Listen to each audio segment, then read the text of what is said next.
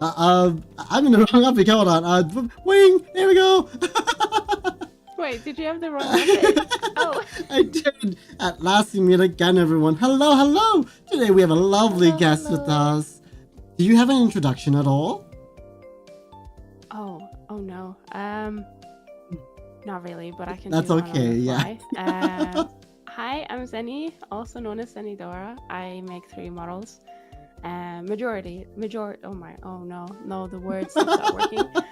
Majority of the time, I make 3D models. I sometimes also play video games, but you will find me in Blender 99% of the time. And when I'm not in Blender, I'm in Unity, crying my eyes out. That's it, I think. Oh, no. So, on this talk show, as usual, after introductions, I usually tell the rules. And the rules are simple and easy. Both of us have a drink in front of us. And the moment we finish a drink, it is the show's over. Simple as that. Sounds good. Yeah, so I managed to grab a lot of liquid, so I'll be fine for a while. Is it like a pool's worth? You're drinking like a whole pool? Yeah, why not? Like like a swimming pool where it's like deeper than it is wider. Yeah. Like one of those. Yeah. Oh my goodness, that's a lot of liquid. Yeah, and it's all red because it is. I don't know what it's called like everywhere, but in the UK they call it squash. So it's like juice, like fruit juice, but you mix it with water. If that makes sense. That makes sense. I think we would just call that fruit punch or fruit juice or something. Yeah, but it's not like the juice that you drink when you drink like like apple juice. Oh, I think I know it's like you just pour a little bit of it in and you mix it all together. Yeah, like that. Yeah. I actually don't know what that's called. It's a different name in Italian though, I know for sure. Yeah, I think it's definitely. I've heard it's not very common in like say the US, but I think in Europe it's pretty widespread, isn't it? It's just different languages have different words for it.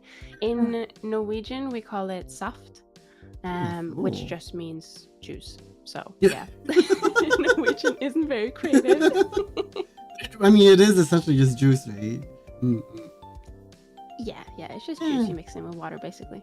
Yeah, I remember being obsessed with those things when I was younger, and just drinking way too much. It was a problem. Oh yeah, it's so easy to drink. Like once you've made like a huge like 2-3 liter bottle of it, it's so easy just to like drink it in one go. It really which probably isn't very good for you. But, no. Yeah. Have you ever had it straight from the bottle before? Oof. Have had it what? Sorry. Have you ever had it straight from the bottle before? It's very oof. No. Why would you do that to yourself? Doesn't that hurt? Yes. Look, curiosity tends to get the best of me, and it does not lead to good things. Oh no. That's fair. Yeah. I mean, yeah, because it is really like when you're drinking just from the bottle, it's very concentrated, isn't it? It is. Yeah. It's super condensed. I tend to put too much of that concentrate in my mix. I'm not very good at mixing it. So sometimes if I drink too much and like for too long, I'll not feel great after. So I can't imagine drinking directly from the bottle. That's horrible. Okay, I normally have questions written, but we will derail, I'm sure. So, what is your daily life like, Zeni? Be it outside of, VTubing or inside of VTubing as character? Oh, okay. So, I don't really have like I don't remember the word of it, but I don't really have like a character, I guess. So it's just me. So I'll tell you what my daily life is. So it's very boring. I work a day job. I wake up. No sleeping. Just work a day job. And then I just work. No. So after the day job is done, I then usually jump into Blender 9 times out of 10. It's kind of like a dice roll. Sometimes, or I guess most times, you'll find me in Blender. I'll work on my 2.0, or I'll work on, like commission work. And if I'm not doing that, I'm streaming. And if I'm not streaming, because if I'm streaming, I'm probably also doing Blender. But if I'm not streaming and I'm not doing Blender, I would say that I do tend to sometimes play a little bit of video games. So at the moment, my thing is Paralives, which I found really fun, even though it's very, very buggy. And then I go to sleep, and then I rinse repeat. It's very nice to just have like a control in life, right? Yeah, like Yeah. a routine. Yeah. Mm-mm. So that's good to have, because I know some people who are like, oh, I don't know what tomorrow's gonna bring. Oh no, I would go insane if I had to deal with that. I very much like routine, and if I'm going somewhere, I want to like plan it beforehand. So like if I'm going somewhere on the weekend, I'd want to know way ahead of time because I need structure. You know, I need to know. I can't just like go out. Well, sometimes. If I'm feeling Oh my like, gosh, could you imagine the people who have to travel for work? Like, oh, I'm going to Paris tomorrow, but like day after that, I have to fly to like Los Angeles. No, I can't. Oh. No, that's no. And That's also, I like, think like I like hotels, but I love my home more. exactly. Like my, spawn point. So Yeah. I want to make sure that I'm always near the home. And if I do go somewhere, like I'm going somewhere in a couple of weeks, but it's only for a couple of days. But I know that as soon as I get home, even though I'll have a great time, I'll be like, oh, I'm so glad to be home because that's where my PC is. That's where, like that's where my cat is. That's where like everything is. So yeah. But I'll still have a great time. I just have like a bit of a social battery that I need to recharge. That's for a lot of us though, isn't it? It's like nowadays our social batteries are so low because of how we're raised and everything. and I'm a hermit, so I don't know about you, but I'm a hermit, so it's bad. I think that's a lot of VTubers though, isn't it? Like a lot of people become VTubers because they don't want to go outside. Yeah, exactly. So yeah, it's probably one of our common things that a lot of VTubers have. But I think that's fine. I've always been this way, so I'm happy that people want to spend time at home. But also sometimes it's nice to go outside and maybe go for a bit of shopping or cinema. Yeah, I've just gone a to the little. cinema a few times lately, and well, not lately, but over the past couple of months. Oh, what did you go watch recently? The latest thing I watched. I say lately, I probably meant like 6 months ago. I'm trying to remember. So I definitely So I watched the Mario movie, but that was from home. I remember. I think it was some kind of I think it was a Demon Slayer movie, the latest one. I think that was the latest thing I watched, if I remember correctly. Have you seen Demon Slayer? Not the recent movie, no. Oh, right, okay. Don't worry, I won't spoil, but okay. It's really good. And they showed it in the cinemas locally, which was cool. I'm glad that more and more anime is coming out in the cinemas because it's nice, Yeah. It's so nice to just have anime show up in cinemas a little more now, and it's more like common. Yeah, it's nice. Yeah, 100%. Yeah. It never appeared like so obviously, for a bit of context for anyone who doesn't know, so I'm originally Norwegian. That makes it sound like I've changed my, I guess, birth point. That's not it. But I've moved to the UK, and when I lived in Norway, there was no such thing as anime in the cinemas ever. I mean, Norway doesn't have a lot in terms of like, entertainment. Like there's a cinema, but it's just showing like some of the most popular movies. It doesn't have more of like the niche stuff. But I think even in Norway now they're picking up on the trend of including. They're learning. Yeah, they're learning. They're a little bit behind, but they'll get there. So we'll have flying cars there in like no time. yeah, 100%. Flying boats as well, maybe. Flying boats. Flying boats. Yeah. Flying boats. I guess at some point everything will just be flying, huh? Yeah, I mean, I hope I can fly one day. Oh, that would be great. Just without a plane, just have wings on my back and just fly. I think that. But what if it's like your ears? Cool. Your ears kind of just launch you. It's like they flap. Yeah, we don't even need like fireworks at New Year's anymore. We just like launch everyone, and then like we'll all just hold something, and we'll all just go up, and we'll just like throw it everywhere, and that will be like the new fireworks. I think that sounds dangerous yet fun. I like that. Yeah, but that's fine. You need a bit of danger in life, It's true. You can't always just be stored in a bubble container. Yeah. Bubble container. I love that. Bubble container. Yeah. Okay. Another question I have here that I ask every guest is, what's your favorite food? you've opened a rabbit hole now. Oh no. So, oh, there's so many. Do I have to say one, or can I say many? You can say as many as you like. Okay, so I'd say my biggest, like, I guess, favorite genre of food is sushi. I adore sushi. If I could eat it every single day, I would. But one of my favorite items that I only recently tried was a Korean corn dog. I don't know what it is about it, but it's so good.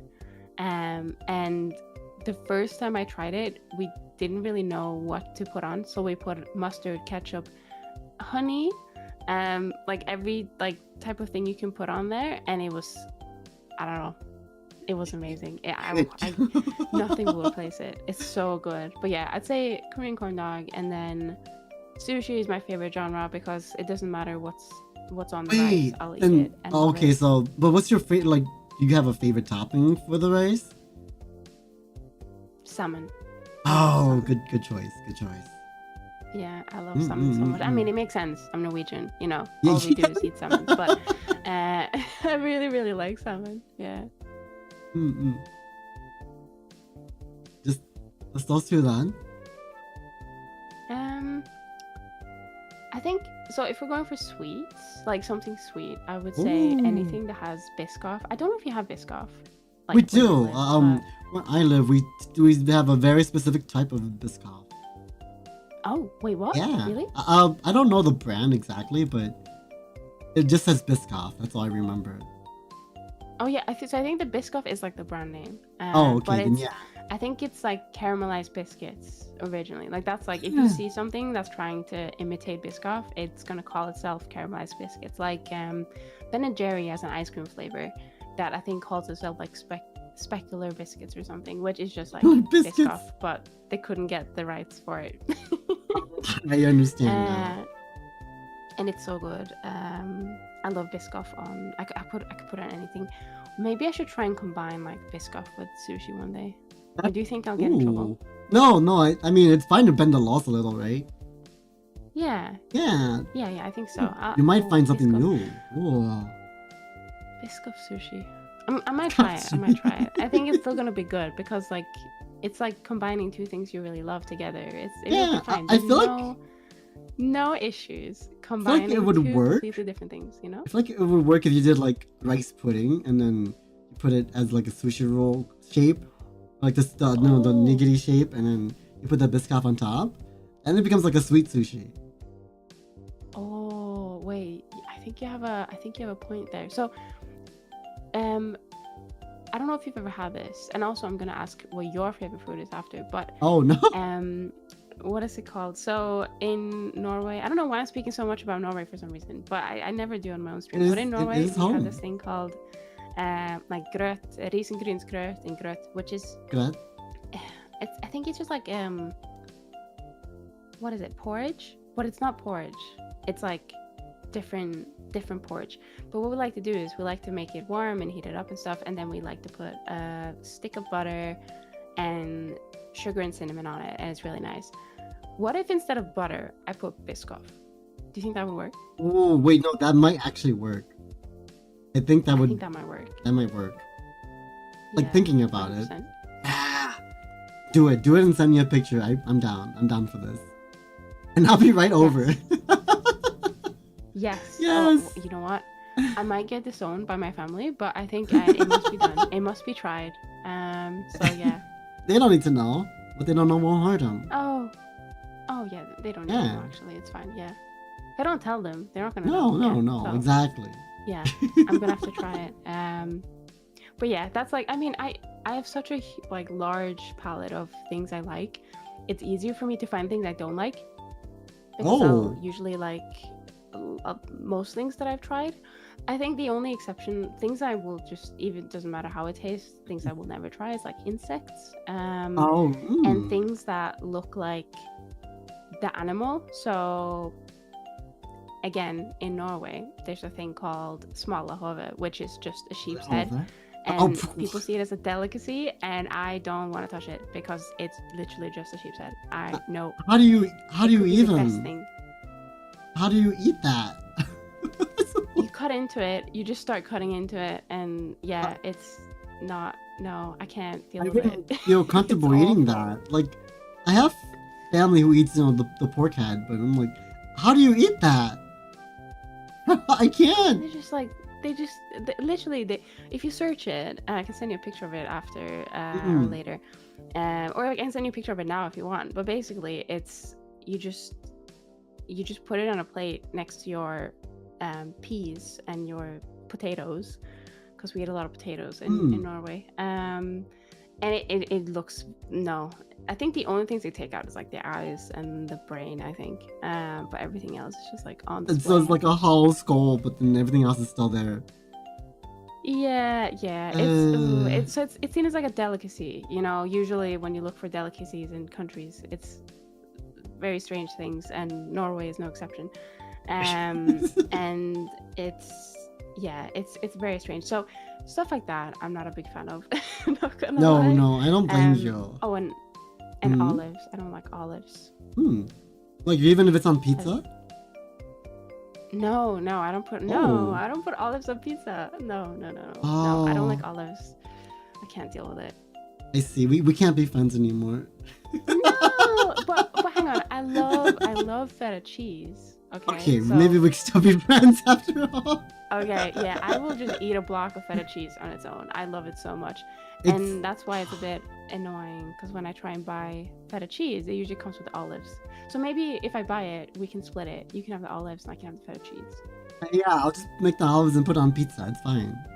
I can't eat olives as a whole, but if it's on pizza, Right. I ignore most of it. So I haven't actually tried it on pizza, so maybe I need to branch out a little bit and try it. Maybe I'll. I mean, if you like it. mushroom on pizza, then it's about the same texture. I love mushroom. Oh, On pizza, then off pizza. yeah. my hand in my Usually you don't taste it, like the olive flavor that much. Oh, maybe you'll like it on that. Okay. You know what? I'll give it a go. Okay. If you don't like it, you'll be like, Toku, you lied to me. Maybe I'll just get like.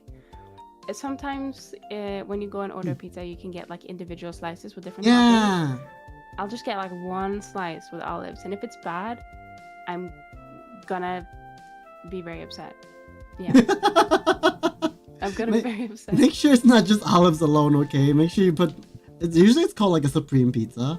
It's got like onions, sausage, bell peppers, mushrooms, and olives.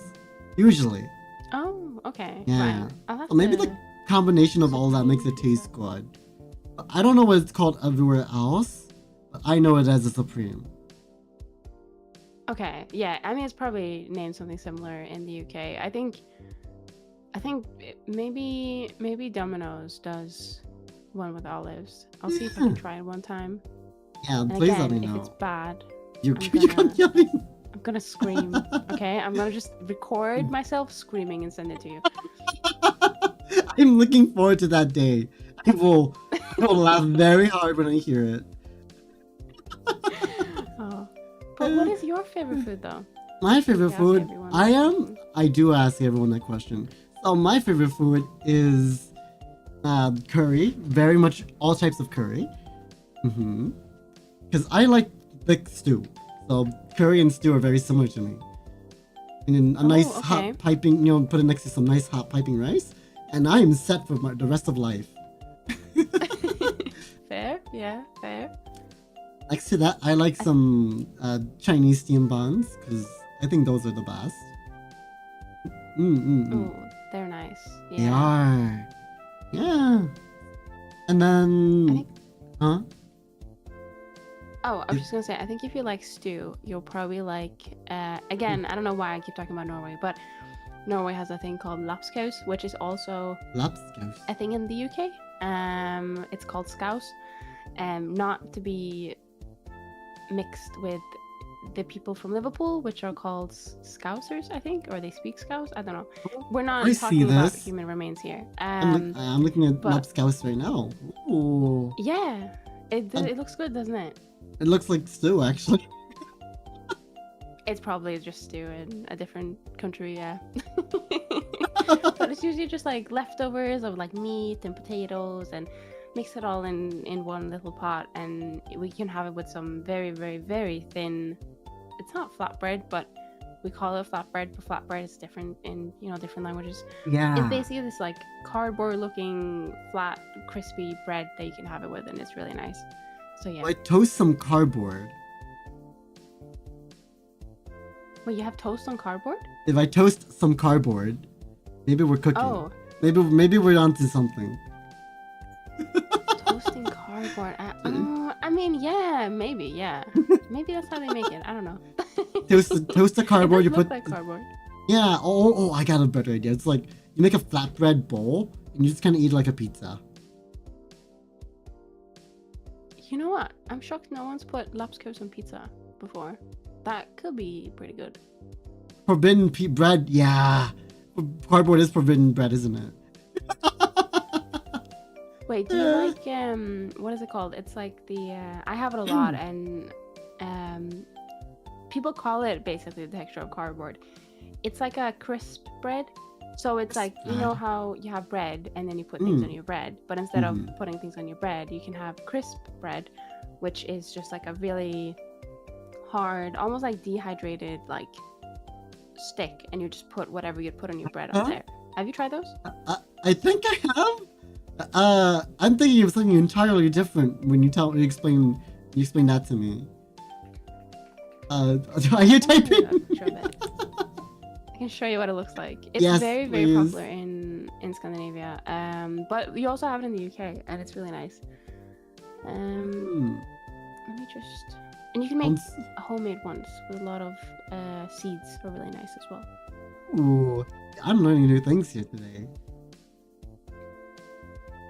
Let's see. Okay, I've sent it over now. Wait, I have had this. What's it called again? Do you like it?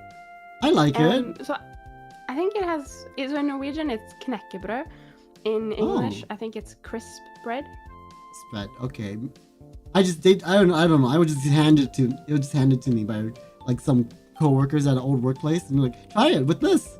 And I had it, and I'm like, ooh, it's really good. It's really nice, isn't it? What did you have on it? It is pretty nice. Do you remember? I do not. It's been years. I just remember eating that though. It looked exactly like that. Yeah. No, that's fair. Yeah. It is really nice. Now I want to get some crisp bread.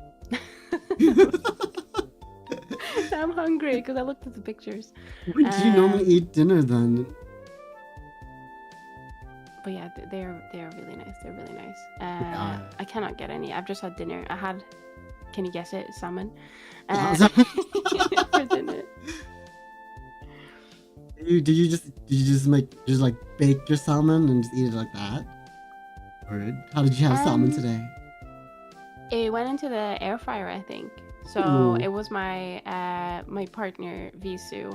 He made the dinner today, and I think it usually just goes in the air fryer. So it's like a not marinated, but it has a bit of like some kind of flavoring on it, and then goes in the air fryer. And then we have chips, so chunky chips, and then just some vegetables. So, you tell Visu I'm coming over for dinner next time, okay? Yeah, 100%. Yeah. You can eat salmon until you're sick of it and never want to see it again. I will remember that. In the Zeni household, I will eat salmon until I'm sick of it. Yes. 100%. Oh, as for my favorite dessert, I like tiramisu. Oh, yeah. I love tiramisu. Tiramisu. So good. That's the best thing ever. A mixture of my favorite drink and cream. Oh, I'm in paradise. Wait, what was your favorite drink? I like coffee. Oh, no, I like coffee. Oh, coffee. Espresso, specifically, yeah. You mix that together and tiramisu. I'm not a big coffee drinker. I like iced coffee, but I need it to be very sweet. And I usually just drink tea, which I know is very British of me, but I also like fruit tea. So basically anything but coffee I'm okay with, but iced coffee is really nice. Wait, then have you ever had Vietnamese coffee? No. Oh, it's a mixture of both both of the best and worst worlds. Worst? Worst and best. Yeah, it's really sweet, but it's also super bitter. And it'll wake you up for hours. Because it's super condensed espresso with condensed milk at the bottom. So it's like a giant mixture of both of the best worlds. Oh. So it's sweet, yeah. Now you have 2 things to try from me. Right, let me write things down. It was olives on pizza, and then Vietnamese. I don't know how to spell. Wait. It's just Vietnamese coffee, yeah. Nothing fancy. Though I don't know where you would find it there. But, you just put Viet coffee, you're just fine. There we go. Yeah, I did it. I fixed it. Autocorrect. Nice. A plus. Oh. Yeah, no, you try that, and then have you ever had Thai tea? No. It's like a very orange drink. It's not orange flavored, but the drink itself is very orange colored. Very sweet. Very sweet. I think you would like that one. Not coffee, so I'm gonna write that down as well. Is it usually paired with like bubbles, like in bubble tea? Most people drink it via bubble tea, but I just drink it as is. Because there is like a brand here that I enjoy drinking it out of via can. But tea in a can. Tea in a can. Yeah. There's a couple. I don't think they have that. Like, I think we might have actually. I think I had a bubble tea in a can once, and that was weird. I don't like those. No, it was okay, but I would much rather just go to like a place that makes double tea for me. And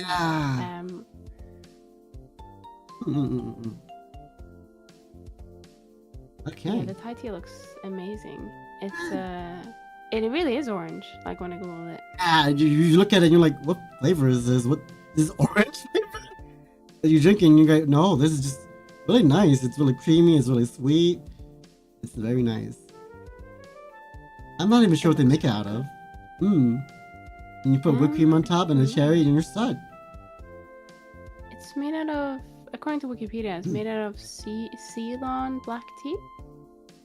Is that orange? I believe it. Maybe the liquid from it is orange. Because we know there's brown tea, right? Like tea, most tea is mostly like brown colored, not flavored. Flavored. Brown yeah, flavored. Like it's either like coffee is more like black, and then tea in the UK is more like brown. Yeah. Yeah, or like yellow. One of those two is the color of tea. Not because of fruity and stuff like that. Yeah. Okay, well, we could talk forever about food. We can, yes. But let's dig into your brain a little, shall we? Okay, I'm ready. So, what got you into 3D?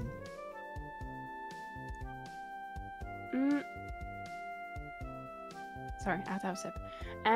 What got me into 3D? So, it's a bit of a weird one, but basically, this was many years ago, but I wanted to jump into VR chat. I know, there's a stigma around VR chat, but I wanted to jump into VR chat because I think it was right after COVID, or maybe during COVID, the pandemic, and we had a VR headset, so I was like, I want to try it out and see like what the buzz is about, because I think it was after its initial popularity, with all the memes and stuff like that on the internet, and it had calmed down a little bit. But of course, during the pandemic times, a lot of people were inside, and it got a surge in popularity again, as far as I remember. So I was like, okay, I want to jump on and see what it's about. And of course, it was very scary. I'm surprisingly not a extroverted person, even though I can talk for hours. So I jumped on and I saw a model called Rindo, which is, I don't know if you've heard of it or seen it, but it's a very, very beautiful anime-styled model. And I was so, I guess, perplexed about all the things that this was just like a public version of Rindo, but how perplexed and of how many like toggles it had and all these little things, all these gimmicks that this specific model had. So it had this little like ball where if you moved your fingers around, the ball would like swirl around. So I basically fell in love, and I then started looking into ways of taking one of my OCs into VR chat, because obviously this beautiful Rindo avatar, which is completely anime styled, existed. So it must be possible to do anime in 3D. So I looked at certain ways to do it, and then I basically found this program called Vroid, which is very popular. And because I had a couple of 2D OCs, I used to be very heavy into digital art before starting VTubing and everything. It was only at that point a couple of years ago that I, started doing 3D. So I tried out Vroid, and I managed to make a Vroid character and get it into VR chat, even though it was a very challenging and you finally got the files over. Journey. Yeah, it wasn't as easy as just drag and drop because Vroid will export as a VRM, and VRM I don't necessarily think is the easiest file format to get your head around if you have no experience in 3D. So that means no experience in Blender, no experience in Unity, no experience in, like a program like Substance Painter. So I was able to get it in, and I wanted to add all these gimmicks, like the little ball joint that could follow my hand, because it was like jingling keys in front of me, like jingle jingle. Yeah, honestly it was like that. I remember just like going into my avatar in VR. I would usually sit on my bed because it was the comfiest place to be that wasn't in like my room, and I would just like toggle the thing on and just like move it around, and while just looking in the mirror and then moving my head because nice physics of this very long hair. So then I realized like I got bored and I wanted to learn more. So I then started doing more and more Vroid models that I would then take into Blender and make edits to. So I would, on one of the models, I would get the hair from Vroid, the body from Vroid, but I would remake all the clothing, and then so forth, until I made my own model from scratch. And I also realized at some point that I had to actually get into Blender and learn. So I followed this 43-part tutorial from the official Blender team on YouTube, getting me familiar, with the software. Wait, so then you're self-taught? Yeah, 100%. Oh, I didn't so cool. learn anything at school. Yeah, well, I learned something in school, just not 3D related. Not but... I just went to school. I didn't learn anything. Yeah. Honestly, it did feel like that sometimes. I'm not gonna lie, but no. 3D wise, I'm fully self-taught. I mean, even 2D wise, I'm fully self-taught. I'd say my 2D skills are lacking a little bit in terms of foundational knowledge on, anatomy and stuff like that. And I don't really draw 2D anymore. But what I found is that having that, knowledge of 2D really helped me in 3D, especially when it came to anime style models. Because initially, I would just paint like everything on the model, like I'd do all the shading and the highlights and stuff like that. That would just be as a texture on the model. But now I mix and match between doing setting up shaders that work really well for me. So Payomi is one of them, and that handles a lot of the shadows, so I can have more dynamic shadows. And I'm trying to get to a point where I have very little textured I guess clothing and stuff, like textured body and stuff. It will have like a base color, a little bit of shadows, but most of it is handled by the shader, and it's like beautifully executed, I guess. But yeah, like the shaders are hard carry yet. They are such a pain sometimes. Like not a pain as in it's not the fault of the creator of the shaders, because they do an amazing job making these shaders and also making them free, but having the initial knowledge to use it to its full potential is difficult when you start. I think even though there's a lot of good documentation, a lot of the words that are being used in the shader is not something I'm familiar with. I've never heard of, like parallax and stuff like that. You have to just like rely on the tutorials on YouTube or look in the Discord server for the people who made the shader to see what they're on about, because I don't know what that means. But yeah, that's basically how it ended up. And then I remember I did a giveaway for like VTubers to see, I wanted some experience making a model, but I didn't want to make one for my design. And this is also when I had started streaming, because I took one of the VRChat models and then I just put him into Vinion at the time and was like, right, I'm gonna start streaming now. And then I made my 1.0, which is the one on the screen. And then at the moment, I'm nearly done with the 2.0. So yeah, it's been a journey. It's been a journey. It has, and I think that was roughly when you did the raffle thing was when we kind of met. So that was fun. That's cool. Oh yeah, I think so. Yeah, because I remember being like relatively active on Twitter during that time, and then after that, I just like stopped. Yeah, goodbye Twitter. I feel close, but bye Twitter. Yeah, honestly, sometimes I just want to like delete it. Yeah, you and me both. About it, but we need to just once in a while go back. That's all there is. True. Sometimes we just have to post one image and then we can wait another month until we post something else. Yeah. Wow, what a journey. Holy smokes. Yeah, like when I sum it up, it sounds like a lot, but it was obviously over, a long period of time. I think a year after I started is when I started streaming, so that's when I had like a fully scratched model. And my 1.0 is, I keep calling it very badly made. It was made with the knowledge I had at the time, but of course now that I look back at it, I cringe and go, why am I making my 2.0 model and it's like a third of the polygons on it, with 3 more hairstyles. It's a bit crazy, but yeah, I made mistakes, and I probably will make mistakes in my 2.0 that I'll realize later and go, oh, why did I do it that way? But yeah, that's just how you learn, isn't it? It is. Well, that answers another one of my questions. I can cross that off right away. That perfect. Yay! I read your mind. You kind of did. Okay, so then do you have any recommendations for people who kind of want to get into the 3D world or, start creating? Yes, I do. I'm so glad you asked. I always tell people what steps I took that got me to where I am now.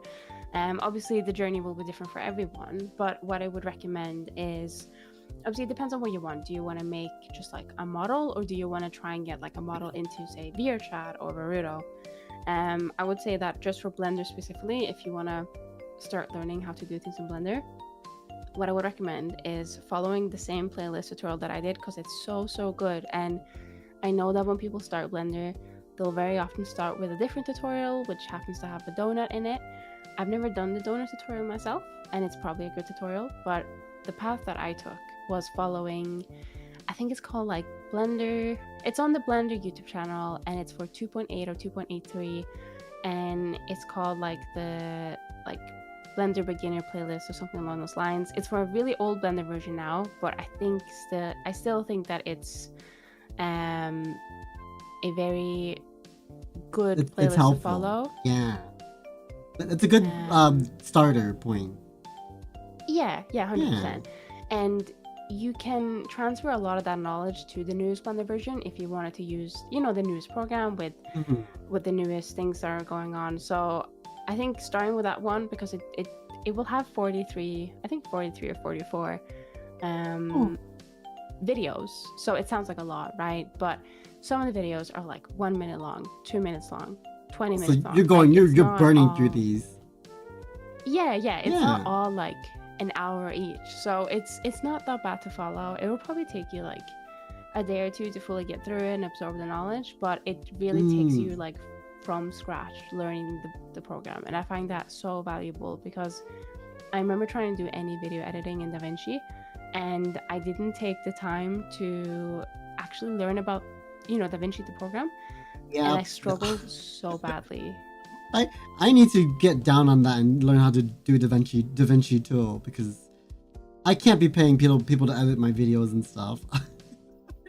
No, that's completely valid. I would actually, just as a bit of a side tangent, for DaVinci, they do have their official how to learn DaVinci tutorials on their website. So I did actually start learning DaVinci. I've taken a little break because I got distracted with some other stuff, but following those tutorials was really helpful in just getting like the base knowledge of how to do it, and you get project files that you can download and like follow along basically, which helps a lot. So just for you or for anyone else who wants to learn DaVinci, even though I'm nowhere near a DaVinci expert, I would recommend just giving those a go as your initial, like jump into point. From what I'm hearing is a lot of the people who make the programs are also supplying tutorials to how to use their programs.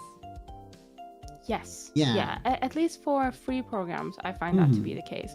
I think so DaVinci is free, but you can get like a paid version Premium, of it, which has a bit more features. Yeah. And I've actually wanted to get that one when I was still learning DaVinci, and then I just got sidetracked.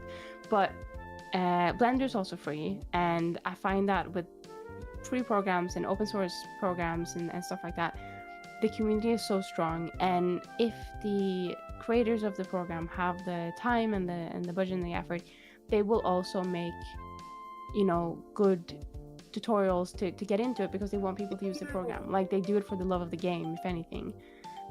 So if they didn't do it for the love of the game, they'd probably put an outrageous price tag on, you know what I mean? Yeah, so, we know a certain company that does that. Yeah.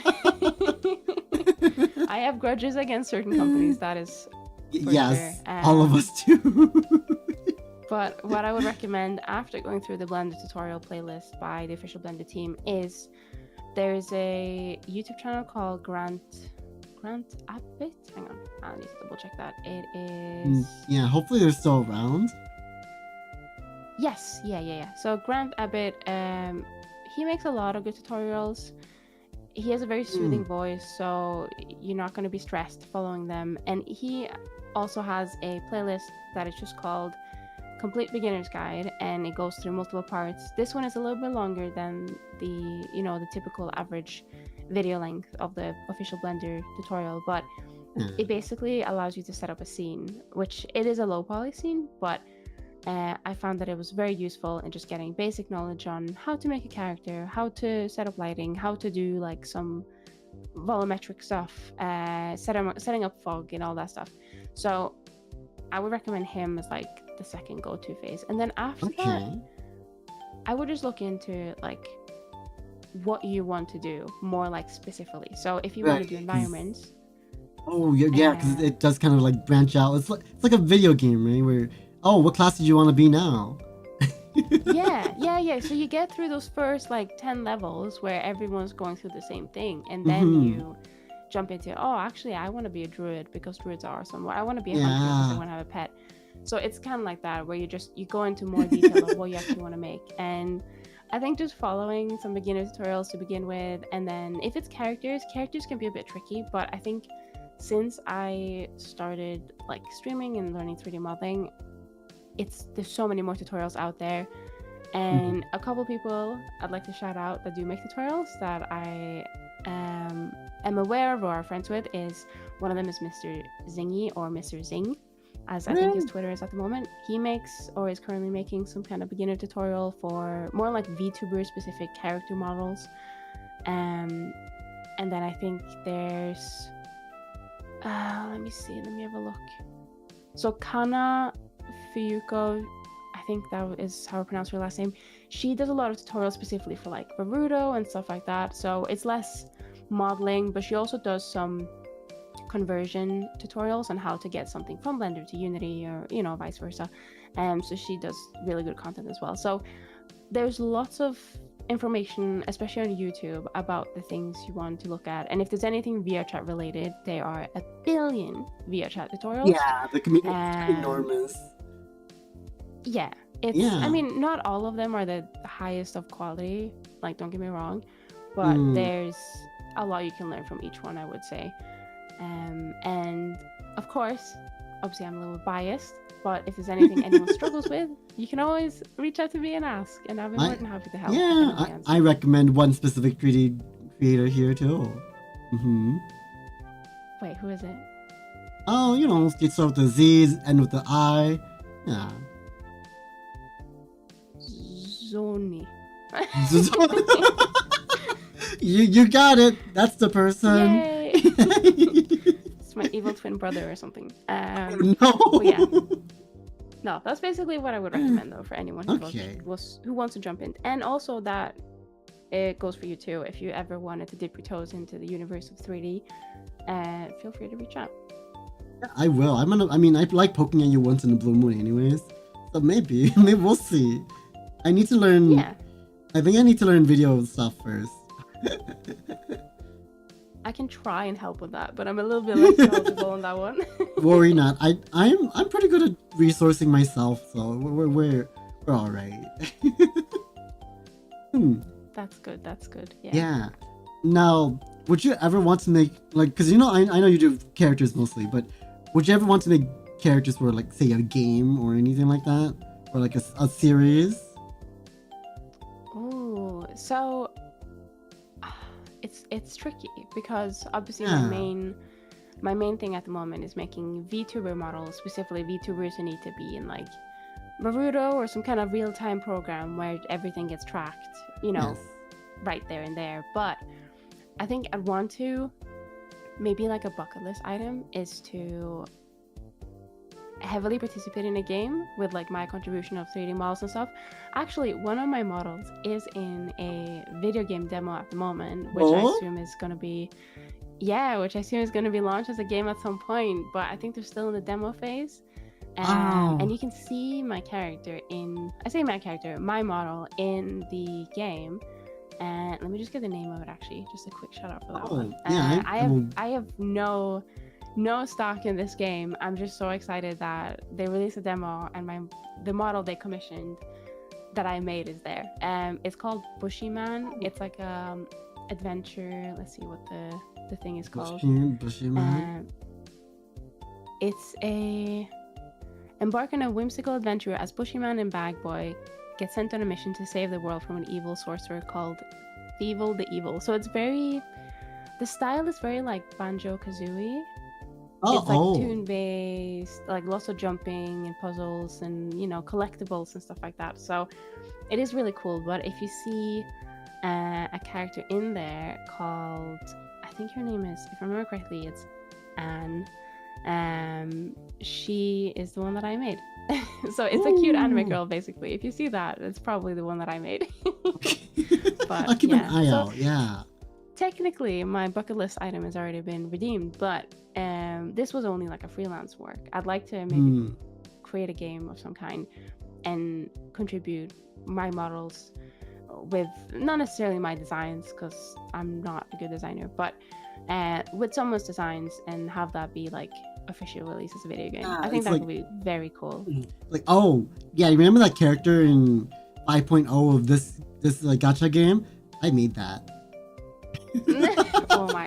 Imagine. If I could make, that has to be like the highest. I know that gacha games are not like super well received by like majority of people, but that would be like the highest praise because their models always look so good. Yeah. Like I can't even imagine. Like I frequently use Genshin and I think it's not Wuthering Waves, Zenless Zone Zero models. ZZZ. So basically, yeah, I study what like why they've done certain things and the way that they looks and stuff like that. And I don't know, I just look at those models and think they look so good. Yeah, but, I know 3D is a little funny sometimes because then like you get a specific picture of something, but then I've seen the videos where they like move it around and the arms are like 10 feet long.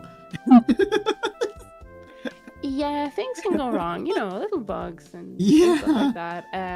There's also issues where if you always work in like a specific perspective, so if you always work in, I think it's orthographic, which is like the front view, you get a certain look, but then as soon as you like start moving it in different like angles, you'll see, oh wait, this looks weird because you haven't like accounted for all the different angles, because it is 3D, Right. 2D is one thing, but 3D is, you have to make sure everything everywhere at the same time looks good. Looks cool.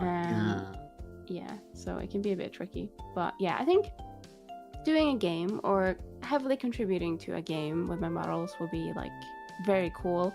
And then at some point I also want to learn animation. And if I can learn animation, that means I can make maybe like a little little series. Yeah, well, maybe just like let's start small, but maybe let's just like a little lore video. I say small. That is not small, but you know what I mean. Like a lore video, Yeah, or something just some animation, like some or a funny, music silly video or animations. something. Yeah. Yeah, Yeah, I think gotcha. I that could be gotcha. that could be a lot of fun. But it's the more things I learn about 3D, the more I realize there's a lot I don't know. So and everything, every part of it takes time, especially if you're just one person, which is why people work in teams, because then you can have people specialize on something and get everything done with, you know, before you're 57. So yeah, Exactly. very Yeah. time consuming. Fair enough. And if you ever get a character on a gacha game, you need to let me know, because I'm gonna max level that character and play only them. You have to pull for it. Yeah, 100%. If you miss the banner, I'm gonna send you another recording where I just scream at you. And then fly all the way to me and scream at me physically.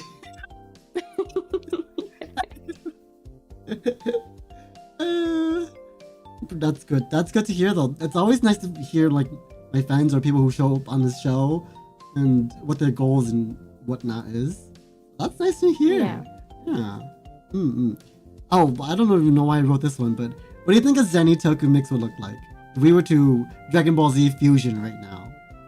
Weirdly enough. Dragon Ball Z fusion.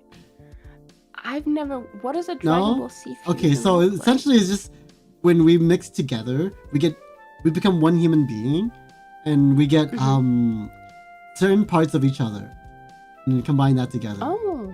Yeah. Oh. Okay.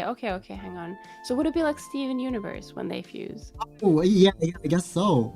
Oh Lord have mercy. I would say. Okay, so I would say, your hair and your like eye things. Oh. Which they look really good, and then my chest, and then you can have the tail, but in your colors, right? So bone coat. Yeah, but it would just be like fluffy bits. So it will be like each part of your tail is just like fluffy skeleton. And then what else? I think your outfit just looks really good. So I think you keep the outfit, and then we do my face. So my very scuffed looking face. Yeah, I think that is the ultimate combo. That is, I think we would have, instead of like my skirt I have at the moment, we would have your little the flat part there you have. I think we would have that. The cutout. Yeah, the cutout. We would have that, and then we'd be like half your shoe and the other half is my shoe. Oh, my shoe is not very good looking right now. No, it's fine. It's fine. We'll make it work. Okay. Yeah, but I think that would be like the best of both worlds. Oh, and my earrings as well, because they're like of course, basically. Wait, will we have the ears, or will we have like 4 ears? What do you think?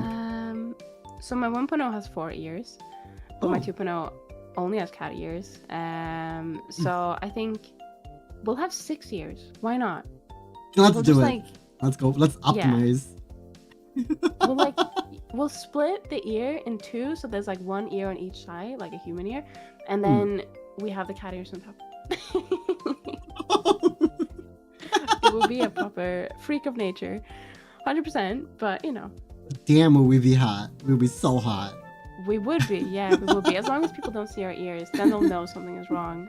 That's why we don't lead them there. We lead them towards somewhere else. Yeah. The big chest, maybe. The big chest, probably the big chest. Yeah. Okay. So why did you choose VTubing? Ooh. Yeah. Oh, big question. Yeah, big question. Why did I choose VTubing? So, I mean, I've always liked anime. Like, my first and favorite anime, this will always be my favorite, is Pandora Hearts. So I started watching that really early on. I think I must have been like 11 or 12.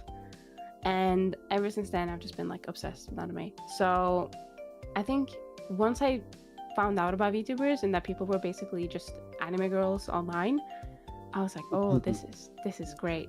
And Could be then I me. already started making anime models for VR chat. So I thought, well, it can't be that difficult to export it, right? And it wasn't. It really wasn't. So that's how it started. I didn't have like a debut. I barely prepped my Twitter. Like I didn't do. You just went right into it. YouTubers. I literally just ran into it, and I was like, "Hello, I'm here. I exist. Hi." And I still don't really know how to advertise myself, so I just was hoping people joined, and some amazing people did. I've had a couple of I think I've had some very solid regulars come and stay, and then a few people have came and went, which is fine. But I've had a solid stable, user base, but community, community. Yeah, and then I've had some couple of people who keep showing up as regulars, and that's really nice. So I think before VTubing, I did do a bit of streaming, which was more like face cam streaming, I guess. Yeah. But I mostly just did 2D art. It was mostly just to stream my art, really. So I had a bit of experience, and it wasn't really on Twitch because Twitch doesn't like certain things that people draw. Yes, they're very mean about it. Yeah, people without clothes and stuff like that. So I was like, right, I'm gonna stream somewhere else. So I did, and then I think everything got really busy with uni and stuff, so I stopped. But then when I saw the VTubers and I saw the anime models and stuff like that, I was like, you know what? I'm gonna try this again. So I did. And it was mostly just to share my 3D modeling journey and everything. And that's the thing about YouTube streaming, right? Where you just stream what you like. You don't need to follow like what's big or whatnot. It's why it's so effective. 100%. Yeah. It's always a fun little deal. I think the greatest VTubers are the people who just make stuff that doesn't exist and just have the balls, I guess, to try new things, because I find that when I look a lot on Twitter and stuff like that, I find a lot of VTubers who they will play games, and there's nothing wrong with any of this, playing games, or they'll do very stereotypical VTuber things, which is fine. It helps to fit in and stuff like that.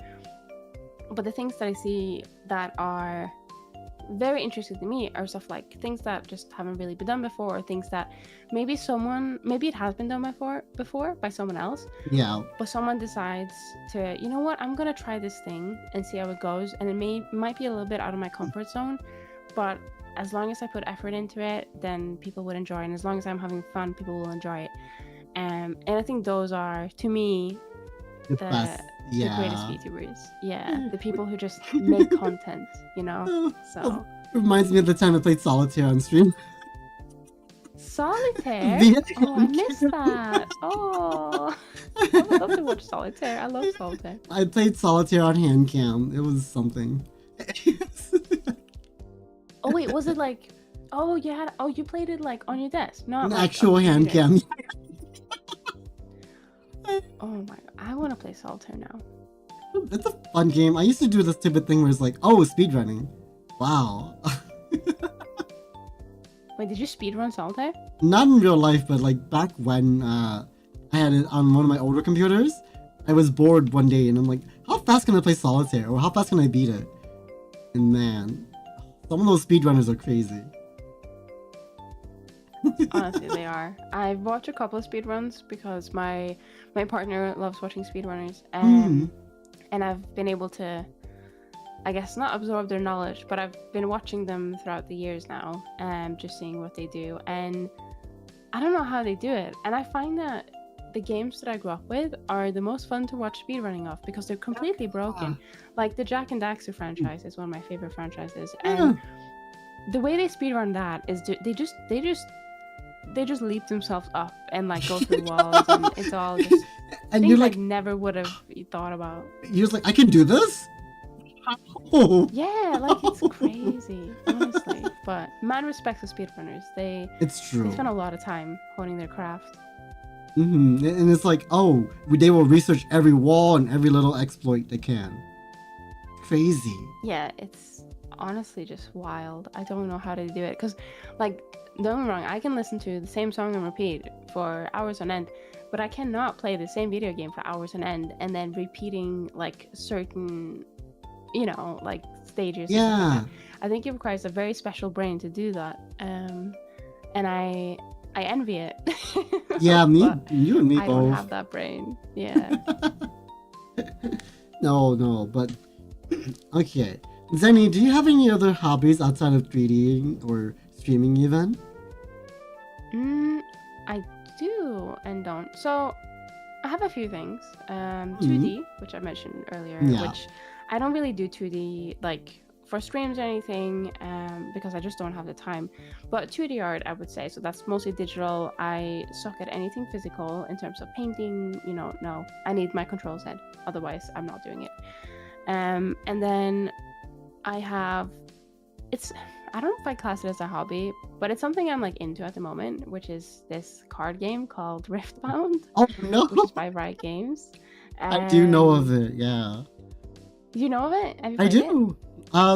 I was there when they released the game at launch. I have a few promo cards, but I don't have any like actually built cards for competitive play. Gotcha. That's fine. So I just we'll just play with like my friend group and stuff. I've not lost a game, or I've not won a game yet, so I am trying my best. But I don't really like card games in general, but I think something about Riot Games, when they release something, I have to try it because I used to play League of Legends for years. Makes sense. Yeah, makes sense. Yeah. So what do you run then? So my starter deck was Jinx, so I did that for a bit. So I've won against my partner a couple times, but I haven't won like in the huge scheme of the friend group. They are like previous Magic players, so they have, I guess, the experience of Yeah, the like knowledge playing of these type of games. Yeah, I think some stuff does transfer over. But recently, with the new set that came out, I picked up LeBlanc, basically. LeBlanc, yeah. I love LeBlanc. I don't play her in League because She's like hard. she needs skill. Yeah, she's really hard, and I always loved her design, especially now after Arcane came out.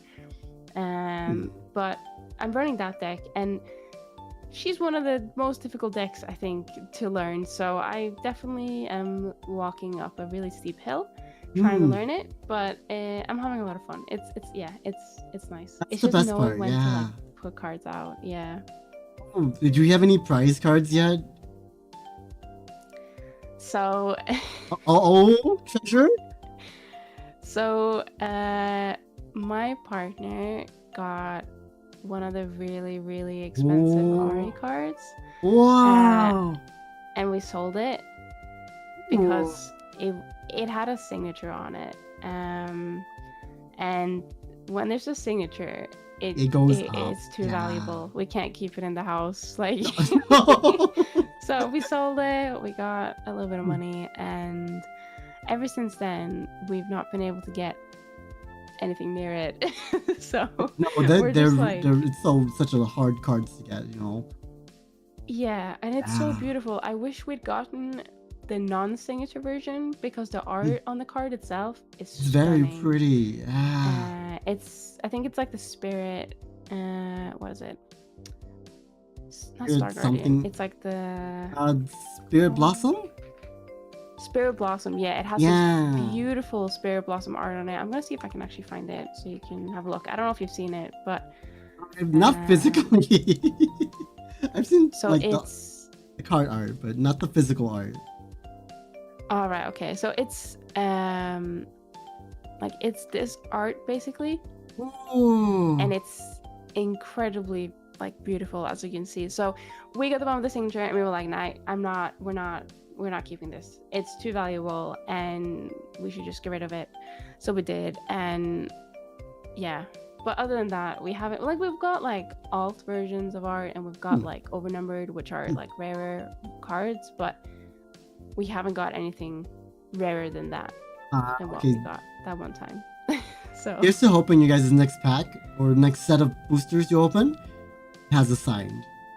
Trust. Honestly, Trust. I hope, but I don't. Getting a rare card is one thing. Getting one with signature is too much. It's too much? You get stressed trying. Yeah, because you're like, oh, okay, we should sell it, and then, but how do we sell it? Do we like now we have like a contact for someone. Yeah. Oh.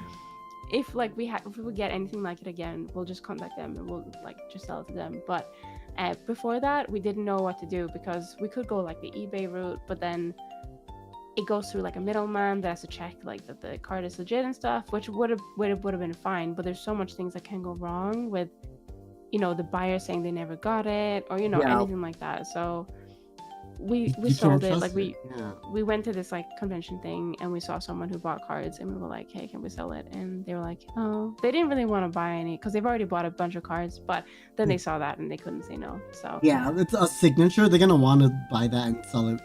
Yeah, no, 100%. So the high, we haven't really hit the high since then, I don't think. I say that as if like I pulled it. It was my partner, but we live in the same house, so what's his is mine, right? Yeah, if he has a high, you're gonna have a high too. Heck yeah. Exactly. And we were really hoping to get I think the new rare card that came out in the new set was Baron, and we were hoping to get I've seen that one. That one's really pretty. It looks good, doesn't it? It's so cool. Yeah, it looks really good. I've seen that one in real life, actually. Oh, have you? I have. It's so pretty. It's so shiny. It's like, wow. But it's behind a display case, so no one can get to it. Oh yeah, 100%. Yeah, Put it in like a safe or something. Yeah. It looks really good. The one thing that I really wanted to get though, which I have now, but it took me the longest time to get it, was Tarek. Which he's not a rare card at all. Like he's just like a normal champion. You have not gotten him. Really? No, I said you just haven't gotten him until now. Oh no, yeah. So I got him. We went through like a couple of boxes, I think, to get him, and we finally got him. And then we traded with some friends who had got it in their packs as well. So I have 3 Tareks now, I think. But I'm not even using him in my deck. Like I just wanted him because it's my favorite champion. Why wouldn't you love such a fabulous man? I know, he's amazing. His L'Oreal hair, it's great. I know. Oh, if I could have like a life-size figurine of Tarek, I would buy it. I don't care if I have to take a loan out, I would get it. But yeah, so I got him, and I've just put him in the fancy binder that we have, even though he's not fancy at all, but he's fancy to me, He's fancy to you. That's what matters. That's the fun point of collecting. Yeah. It's like how I have a mobile card that's only like a Pokemon card that's only worth $7. To me, to everyone else, it's $7. To me, that's priceless. Oh yeah, 100%. I think when we went to that location that we sold the card at, it was like a convention, and there were so many Pokemon cards being sold. And for such high prices as well. I never knew that there was so much money in Pokemon. Or cards in general. It was like you could buy a box, which was like something prism, something, looks really shiny, for like hundreds of pounds. I was like, what on earth? What is going on? It's such a foreign concept to me, because this is like my first trading card game. But I really enjoy it, even though it can be a bit confusing sometimes to play. And I also I got a custom mat for it, so it's like a play mat, right? And it has Tarek on it. Of course, that lovely bastard. Of course, yeah. But there's like, if you ever get into it, there's a website where you can put a picture up, and then you can get the borders for Riftbound on there, and then you can erase certain areas from the borders so that you can make it look like it's like coming out, like it's coming at you type. Like has a bit of depth, which it doesn't, but. It's a nice way. It makes it look nice, yeah. Yeah. I might have to look into that because I don't normally play, but I like you. I play with friends, even though they own me every time because they know what they're doing. But maybe I'll do that. Do you know what would be really, really cool? I was thinking this, like, what if you play like a card game like Riftbound, but both have like hand cams on stream? And you just have to like, it would be very hard to see the cards, to be fair, but I think we would have like funny. Small screens of each other's like hand cam. Yeah, and we could just do like a 1v1 or something, and I maybe. But I mean, I don't know. I'm probably just as bad, so don't worry. I'll have a chance. Yes. Yes, you would. A higher chance than most. Oh, no, that's fair. Yeah, but I think that could be really cool. It's like Yeah, we could work something out. physical. Yeah, like physical card game over the internet.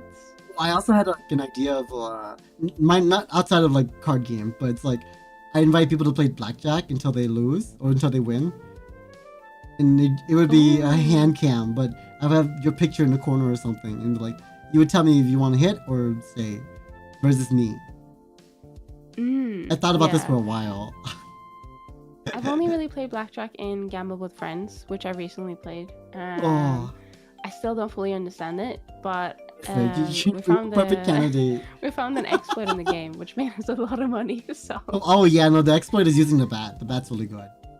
yeah, the bat on the dice. Yeah. But So okay, I've sadly finished my drink here, Zeni. So with that being said, this show must not go on. The show must end.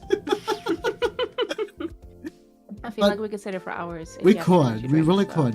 What? Yeah. It's been 5 hours? That's crazy. Make it 10. Why not? Make it. All right, show must go on, everyone. But no, thank you for joining today. On my channel, we normally have a blank of the day. Do you have a message, a word, a creature, something of the day for us? Ooh. The pet for today is rats. I love rats. Rat. Oh, rats are Yeah, such. I love. They're So adorable. smart. The rat I held in my hand once was such a sweetheart. Oh, she's adorable. I don't think she's around anymore, but she was such a sweetheart. Anyway. Yeah, they don't live very long, unfortunately. But they're so Sadly. cute. They are. But yes, do with that as you will, chat. And as always, we'll see you guys next time. Bye.